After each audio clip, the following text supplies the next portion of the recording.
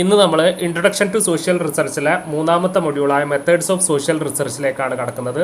അപ്പോൾ അതിൽ നമ്മൾ മെയിനായിട്ട് ഡിസ്കസ് ചെയ്യാൻ പോകുന്നത് സോഴ്സസ് ഓഫ് ഡാറ്റ എന്നുള്ള ഭാഗമാണ്. അപ്പോൾ നമുക്ക് ഇന്നത്തെ ക്ലാസ്സിലേക്ക് കടക്കാം. എല്ലാവരും ആദ്യത്തെ ഹെഡിങ് ശ്രദ്ധിക്കുക, സോഴ്സസ് ഓഫ് ഡാറ്റ. അപ്പോൾ സോഷ്യൽ റിസർച്ചിൽ ഏറ്റവും പ്രധാനപ്പെട്ട ഒരു കാര്യമാണ് ഡാറ്റ ശേഖരിക്കുക എന്ന് പറയുന്നത്. ഏതൊരു റിസർച്ചിലും ഡാറ്റ ശേഖരണം അതിൻ്റെ ഏറ്റവും പ്രധാനപ്പെട്ട ഒരു ഘടകമാണ്. അപ്പോൾ നമ്മൾ സോഷ്യൽ റിസർച്ച് നടത്തുമ്പോൾ ഡാറ്റ ശേഖരിക്കുന്ന ശരിയായ രീതികൾ, മാർഗങ്ങൾ ഗവേഷകന് അറിഞ്ഞിരിക്കണം, അല്ലേ? ഡാറ്റകൾ എവിടെ നിന്നൊക്കെ കിട്ടും, ഡാറ്റ എങ്ങനെയാണ് ശേഖരിക്കേണ്ടത്, ഈ കാര്യങ്ങൾ കൃത്യമായിട്ട് ആരും അറിഞ്ഞിരിക്കണം? ഗവേഷകന്, റിസർച്ചർ അറിഞ്ഞിരിക്കണം. മനസ്സിലായിട്ടുണ്ടല്ലോ? ഏതൊരു ഗവേഷണത്തിനും ഏറ്റവും പ്രധാനപ്പെട്ട കാര്യമാണ് ഡാറ്റ എന്ന് പറയുന്നത്, അല്ലേ? ഡാറ്റ ഉണ്ടെങ്കിലേ നമ്മൾ ഗവേഷണം മുന്നോട്ട് പോകുള്ളൂ. അപ്പോൾ നമ്മൾ ഡാറ്റ ശേഖരിക്കുക എന്ന് പറയുന്നത് വളരെ ബുദ്ധിമുട്ടുള്ള കാര്യമാണ്. പക്ഷേ ഡാറ്റ ശേഖരിക്കാൻ ഗവേഷകന് നല്ല അറിവും, ഡാറ്റ എവിടെ നിന്നൊക്കെ കിട്ടും, ഏതെല്ലാം രീതിയിലാണ് ഡാറ്റ ശേഖരിക്കേണ്ടത്, ഈ കാര്യങ്ങളൊക്കെ അറിഞ്ഞിരിക്കണം. അപ്പോൾ ഒരു വിവരം വ്യാഖ്യാനിക്കുന്നതിനും അത് അവതരിപ്പിക്കുന്നതിനൊക്കെ മുൻപായിട്ട് നമ്മൾ ഡാറ്റ ശേഖരിക്കലോ ആ ഡാറ്റകളെ തരംതിരിക്കലൊക്കെ അത്യാവശ്യമാണ്. അപ്പോൾ എന്താണ് ഡാറ്റ എന്ന് ചോദിച്ചാൽ നിരീക്ഷണം, അതുപോലെ തന്നെ സർവേ, അന്വേഷണം, ഇങ്ങനെയുള്ള രീതികൾ ഉപയോഗിച്ചുകൊണ്ട് എടുക്കുന്ന പ്രത്യേക തരം വിവരങ്ങളെയാണ് നമ്മൾ ഡാറ്റ എന്ന് വിളിക്കുന്നത്. മനസ്സിലായോ? അപ്പോൾ നിരീക്ഷണത്തിലൂടെയും സർവേയിലൂടെയും അന്വേഷണത്തിലൂടെയൊക്കെ കണ്ടെത്തുന്ന വസ്തുതകളെ വിളിക്കുന്ന പേരാണ് എന്ത്? ഡാറ്റ എന്ന് പറയുന്നത്. അപ്പോൾ ഡാറ്റ ശേഖരണം എന്ന് പറയുന്നത് ഒരു റിസർച്ചിനെ സംബന്ധിച്ച് വളരെ പ്രധാനപ്പെട്ട ഒരു ഘട്ടമായിട്ടാണ് ഡാറ്റ ശേഖരണത്തെ നമ്മൾ കാണേണ്ടത്. അപ്പോൾ ഡാറ്റ ശേഖരിക്കുന്നത് റിസർച്ചിൻ്റെ ഒരു പ്രധാനപ്പെട്ട സ്റ്റെപ്പാണ്. ഓക്കെ, അപ്പോൾ ഡാറ്റ ശേഖരിക്കുമ്പോൾ നമ്മൾ ഒരുപാട് കാര്യങ്ങൾ ശ്രദ്ധിക്കേണ്ടതുണ്ട്. അപ്പോൾ ഡാറ്റ ശേഖരണം ആരംഭിക്കുന്നതിന് മുമ്പ് തന്നെ ഗവേഷകന് കൃത്യമായിട്ടൊരു പദ്ധതി, ഒരു പ്ലാന് തയ്യാറാക്കണം.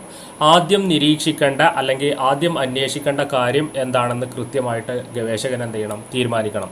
അതുപോലെ തന്നെ വിവരശേഖരണത്തിന് മുമ്പായിട്ട് പഠനത്തിൻ്റെ ഉദ്ദേശം കൃത്യമായിട്ട് നിർവചിക്കണം. നമ്മളെ പഠനത്തിന് ആവശ്യമായ ഡാറ്റയാണ് നമ്മൾ എന്ത് ചെയ്യേണ്ടത്? ശേഖരിക്കേണ്ടത്. അതുകൊണ്ട് തന്നെ നമ്മൾ ഗവേഷണത്തിൻ്റെ ഉദ്ദേശം കൃത്യമായിട്ട് വിവരിക്കേണ്ടതുണ്ട്, എന്നാലേ അത് കൃത്യമായിട്ട് നിർവചിക്കേണ്ടതുണ്ട്, എന്നാലേ നമ്മളെ ഡാറ്റ കളക്ഷന് നല്ല രീതിയിൽ മുന്നോട്ട് പോകുള്ളൂ. അപ്പോൾ നമുക്ക് ആവശ്യമുള്ള ഡാറ്റകൾ ആണ് ശേഖരിക്കേണ്ടത്. അപ്പോൾ ഗവേഷണത്തിനിടക്ക് ബുദ്ധിമുട്ടുകൾ ഒഴിവാക്കാനൊക്കെ നമ്മൾ വിവരശേഖരണത്തിന് മുമ്പായിട്ട് പഠനത്തിൻ്റെ ഉദ്ദേശം പറയേണ്ടത് അത്യാവശ്യമാണ്. പഠനത്തിൻ്റെ ഉദ്ദേശം മനസ്സിലാക്കേണ്ടത് അത്യാവശ്യമാണ്. അതുപോലെ തന്നെ ശേഖരിക്കേണ്ട ഡാറ്റ തീരുമാനിക്കാനും ഒക്കെ ഇത് റിസർച്ചറെ സംബന്ധിച്ച് എന്താണ് അത്യാവശ്യമാണ് എന്നുള്ളത് മനസ്സിലാക്കി വെക്കുക. അതുപോലെ തന്നെ ഡാറ്റ ലഭ്യമായില്ലെങ്കിൽ നമ്മളെ റിസർച്ചിനെ സംബന്ധിച്ച് ഗുരുതരമായ പ്രശ്നങ്ങൾ ഉണ്ടാവും. അപ്പോൾ നമ്മളെ റിസർച്ചിന് ആവശ്യമായ ഡാറ്റ ഏതൊക്കെയാണ്, ആ ഡാറ്റകൾ എവിടെ നിന്നൊക്കെ കിട്ടും, ഇതിനെക്കുറിച്ചൊക്കെ മുൻകൂട്ടി കൃത്യമായിട്ട് ഒരു പ്ലാന്, ഒരു പദ്ധതി ആർക്കും ഉണ്ടാവണം? ഗവേഷകന് ഉണ്ടാവണം. പൊതുവെ നമുക്ക് ഡാറ്റകളെ മൂന്നായിട്ട് തരംതിരിക്കാൻ പറ്റും. 3 തരത്തിലുള്ള സോഴ്സിൽ നിന്നാണ് നമുക്ക് ഡാറ്റകൾ കിട്ടുക. ഒന്ന് പ്രൈമറി സോഴ്സ് ഉണ്ട്, പ്രൈമറി ഡാറ്റകളുണ്ട്. രണ്ടാമത്തത് സെക്കൻഡറി സോഴ്സ് ഉണ്ട്, സെക്കൻഡറി ഡാറ്റ.